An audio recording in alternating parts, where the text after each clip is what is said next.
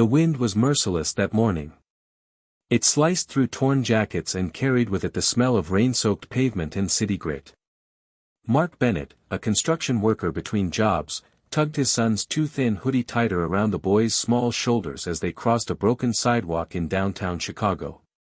His fingers were cracked from cold, his wallet lighter than the wind, and his heart heavier than he'd admit. He had been laid off 6 months ago. His savings had dried up by the third month. And now, he was walking his 7-year-old son, Jake, to school with no clear idea how he'd afford dinner that night. Again. As they neared the subway entrance, a crowd had gathered near the bottom steps. A young woman in a sleek black coat sat on the ground, wincing in pain, holding her ankle. Her face was pale and tight with agony. Mark didn't stop at first, his mind was busy calculating whether they had enough for the dollar menu at the fast food place across the school. But Jake tugged at his hand. "Dad, she's hurt." Mark looked down at his son, who wore that same wide-eyed look his late wife used to, soft but fierce when it came to helping others. He turned back. "Excuse me, ma'am. You okay?" The woman looked up, teeth clenched. Her ankle was swelling in her designer boot. "I think I twisted it bad," she said. Tried to avoid falling down the stairs. The crowd had already begun to disperse. No one wanted to get involved. No one wanted the inconvenience. Mark looked at his son again, then dropped his bag and crouched beside her. "I can carry you. Hospital's only 3 blocks from here." Her eyes widened. "That's really not necessary. Can't leave you here, ma'am. City's fast. Too fast sometimes." She hesitated for a second, then nodded. Mark lifted her gently. She was lighter than he expected, and still, his arms ached immediately. But he adjusted his grip and began walking. The woman winced as they turned onto a busier street.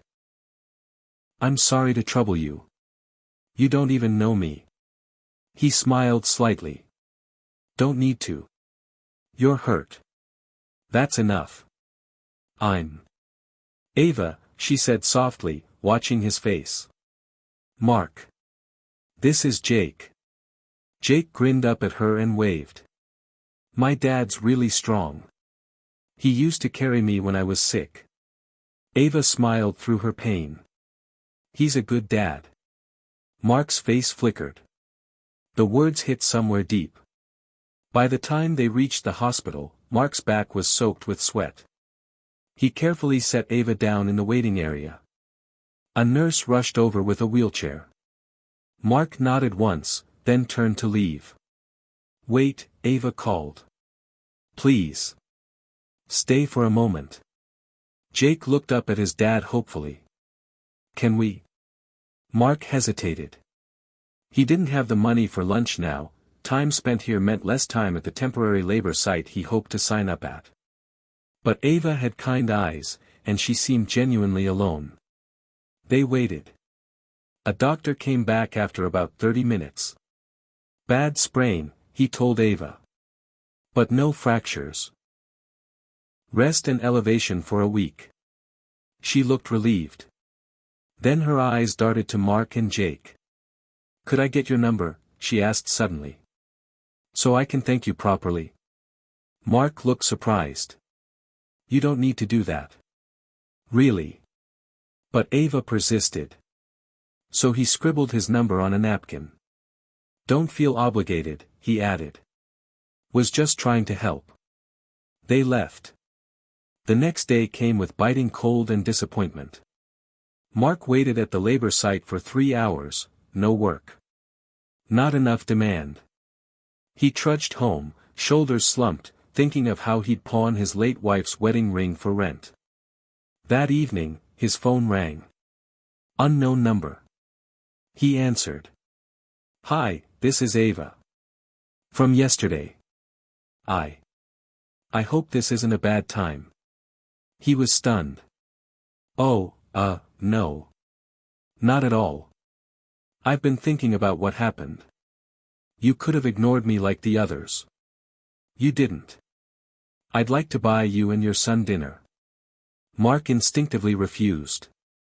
You really don't have to. Please, Ava said. Let me thank you the way I want to. They met at a modest diner near his neighborhood. Ava arrived in flats, with a slight limp. She was dressed simply now, no business suit, just jeans and a sweater. But there was still a quiet strength in her posture. Over burgers and fries, she asked questions. About his work. His son. His wife. Mark opened up slowly, surprised by how easy it felt. She passed away 2 years ago, he said. Cancer. We had no insurance. Everything went to treatment. I've been trying to stay afloat since. Ava looked down, visibly moved. I'm sorry, she whispered. That's a lot. Mark nodded. But Jake's worth it. Always. Jake, already fast friends with Ava, was telling her jokes between bites of fries. She laughed genuinely, like she hadn't in a while. As they stood to leave, Ava looked at Mark. I hope this won't be the last time we see each other. He blinked. I'd like that, he said before he could stop himself. Over the next few weeks, Ava became a constant presence in their lives. She invited them to museums, to parks, to simple dinners. She listened. She cared. But Mark still didn't know who she really was. Until one rainy afternoon. They were supposed to meet at a coffee shop. Ava was late. Mark waited, Jake doodling dinosaurs on napkins. Then a man walked in, tall, sharp suit, all business. You're Mark Bennett? Mark stood, cautious. Yeah. The man extended a hand. David. I work for Ava. She asked me to give you this. He handed him a sealed envelope and a card. Mark opened it. It was a job offer. Head of maintenance, at a downtown firm. Full-time. Benefits. High salary. Confused, he opened the card. Mark. I never told you, I'm the CEO of Everlane Consulting. I own the building you carried me past that day. But more than that, I saw something in you this world needs more of, genuine kindness. Quiet strength. The way you carry burdens with grace. This job is yours, if you want it. No strings. Just a thank you, for carrying me when I couldn't walk, and for reminding me what real character looks like. Ava. Mark sat back in his chair, stunned. Jake peered over. Did she draw more dinosaurs? Mark laughed, then cried. He took the job. Months passed. They moved into a better apartment. Jake got new clothes. Mark stood taller each day, proud and grounded. And Ava? She was more than just his boss now. She was his friend. His confidant. And slowly, something more.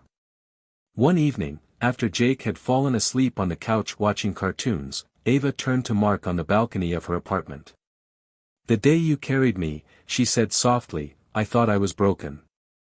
Not just my ankle, but my trust in people. You reminded me that compassion still exists. Mark looked at her, heart pounding.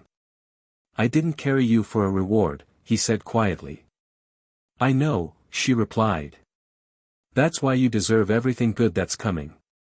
There, under the city lights, she leaned into him. And kissed him gently. Today, Mark and Ava run a foundation together. One that supports single parents and provides emergency help for those in need. They tell their story often, not for praise, but as a reminder. That kindness changes lives. And sometimes, when you carry someone at their lowest, they lift you in ways you never imagined.